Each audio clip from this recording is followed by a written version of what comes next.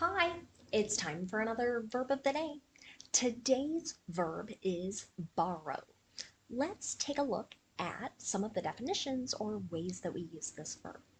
The first way you're likely to hear the verb borrow used is to mean to take something for use, and you're taking it from someone else, and you have this plan that you're going to return it.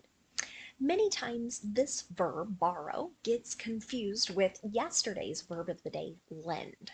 So how I like to kind of teach this or help people remember the differences, right? Lend, you have something and you're giving it to someone else to use. When you're borrowing, you need something, right? So you're taking it from another person. And again, you have this plan that you're going to return it. A second way borrow gets used is to mean to take and use money. And this money also belongs to someone else or some other organization. And again, we have a plan to return the money. Many times that's done month by month. It might be over the course of many years. And generally, when we're borrowing money, we figure in that there will be interest paid on that amount.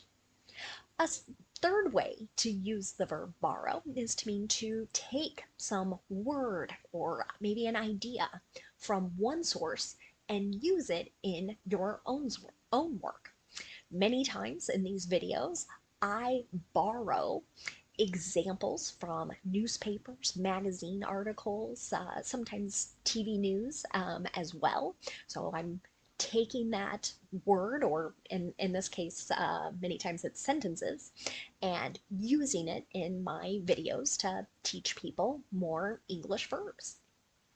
A fourth way you can use the verb borrow is to mean to take a unit from the next larger denomination. So for this meaning, think of math and what I think is now thought of as sort of an old form of teaching subtraction. But if we had something like 20 minus 19, right, and I'm setting that up, I can't do 0 minus 9 as I do that kind of one digit. So I would borrow from the 2, and then I would do 10 minus 9, right, and get 1. So that's what's meant by that fourth definition. You should know that borrow is a regular verb.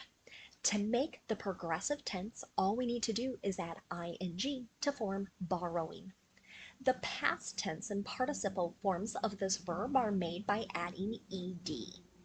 Our base verb, borrow, o, ends in a vowel sound, and vowel sounds are always voiced sounds. So our past tense ending is just going to make a D sound.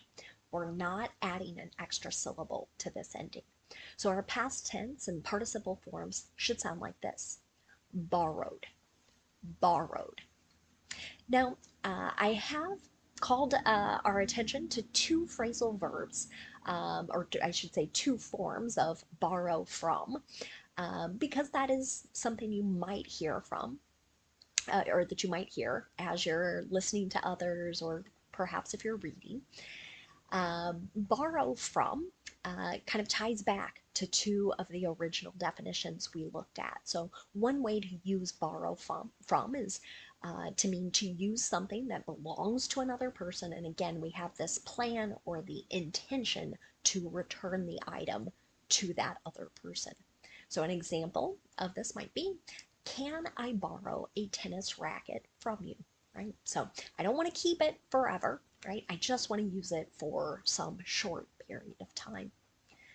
The second way you'll hear borrow from ties back to the third definition we looked at.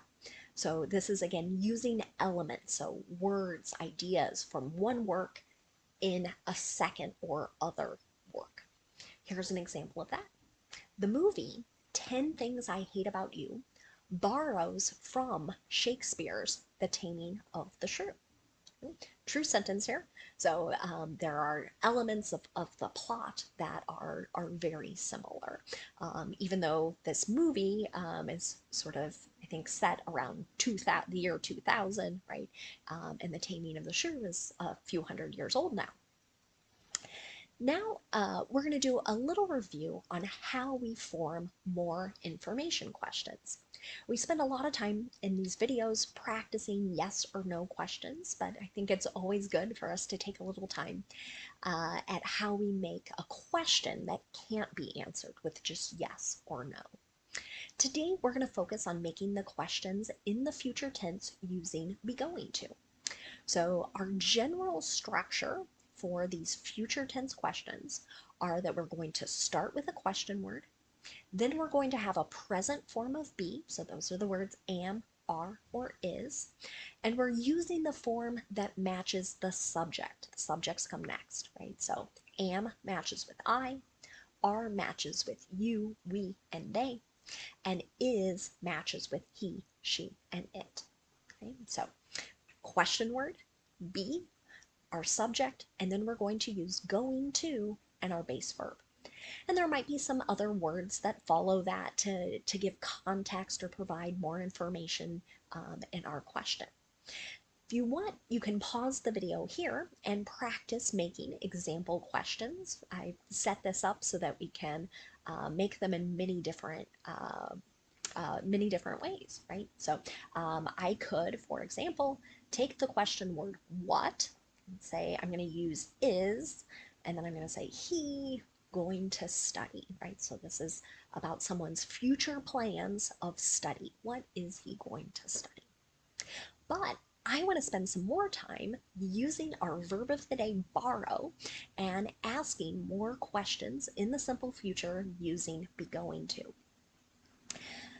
If we want to ask a question about a place or a location, we want to use the question word where, W-H-E-R-E. You can see that in our example here. Where are we going to borrow money? Right? So maybe you might think of this like what bank or what credit union, what place can we go to be able to borrow money? If you want to ask a question about time, and this could be time on a clock, it could be a date, or day of the week even, we'll use the question word when for that. And again, you can see our structure here. When is she's our subject, going to borrow a table and chairs? Right? So we want to know when do we plan to have these items? We can also ask about the manner in which something is going to be done. For that, we use the question word how. How are you going to borrow a couch? Who's going to give it to you for a short period of time? Maybe how are you going to get it from one place to your place? There could be many follow-up questions there about the manner in which someone is borrowing a couch. Sometimes we want to understand the reason that someone is doing a particular action, or in this case, planning to do some action in the future. For that, we'll use the question word why. Why is he going to borrow a suit? Right? That's very formal, so we might want to know what is the occasion. Why does he want to dress up or dress more formally? Finally, we can ask questions about objects. So to do that, we'll use the question word what. What are they going to borrow? Right? Maybe we didn't quite hear the story, so we're asking for clarification. So those first 5 examples all follow our structure that we looked at earlier. So question word, be, subject, going to, and our base verb, borrow. Now, there are 2 other ways to ask questions that break our structure just a bit. And the first one, it's another determiner. So again, we're asking maybe about an object, but we're using the question word which. So when we use which, we're always going to have a noun come after it. So you might think of this as we're trying to identify a group or maybe some options for someone to pick from. So let's look at my example and we'll talk through it. So which book are you going to borrow? So after I have identified those options, right, of which book, maybe I'm pointing at a shelf with several on it, right, and I'm asking someone to select which book are you going to take for a short period of time and return it in the future? Okay, but my structure after that falls in line. So we have which book, there's book as my noun, are, and then my subject you, going to, and our base verb. The last type of question that sort of breaks our rule is when we want to ask about a person. Who is doing something, right? So this is a question about a subject. So we don't have an additional subject in the sentence because we're asking, we don't know. The question word who functions like our subject. So our structure here is going to be question word, then be going to, and our base verb. Who is going to borrow your bike, right? So we don't know, right? We could have a specific name or identify a particular person with our answer there, but we can't include that in the question because we don't know. Now, let's spend just a couple minutes looking at some related words and phrases connected to our verb of the day, borrow. The first word we're going to look at is the noun borrower. This refers to either a person or an organization that takes and uses something that belongs to someone else. And again, we have this plan to return it at some point in the future. I've got two example sentences here to help us understand that. The first sentence is something you might see on a sign in a library. Borrowers should return the books after 2 weeks, right? So there's an expectation, right? You're going to take it for 2 weeks or maybe less time and then return it to the library. Here's the second example of the noun borrower. Mortgage borrowers are paying about 3.5% interest on 30-year loans. So what this sentence is referring to is people who borrow money in order to buy a house. These are the mortgage borrowers. And it's discussing kind of an average interest rate for here. They're borrowing money with the plan to pay it back over the course of 30 years. Another phrase that sometimes is used in connection to the word borrow here is living on borrowed time. What this means is someone or something is living in a temporary or challenging position, and that position might not continue for very much longer. Here's an example of that. That business is living on borrowed time. Very few people rent DVDs any longer, right? So many organizations, companies that formerly rented movies, we have seen them close. There's still a few that exist here and there, but you might look at that business and go, ooh, that's a very challenging business to have because so many people are streaming videos. Very few are purchasing or renting, borrowing, I should say, DVDs. Now, the last phrase I'm going to leave you with is borrow trouble. And what this generally means is to worry needlessly. So let me give you an example here. Stop worrying about graduation. Your daughter is in kindergarten and you're just borrowing trouble, right? So what this means is, right, we have a small child, maybe a 5-year-old, right? And someone is very worried about when this child graduates high school, right?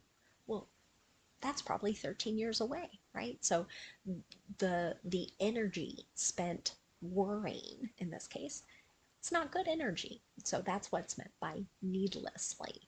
It's not a good use of our time or energy to worry about something that may happen in 13 years. Thanks so much for watching today's video. I hope you have a great day.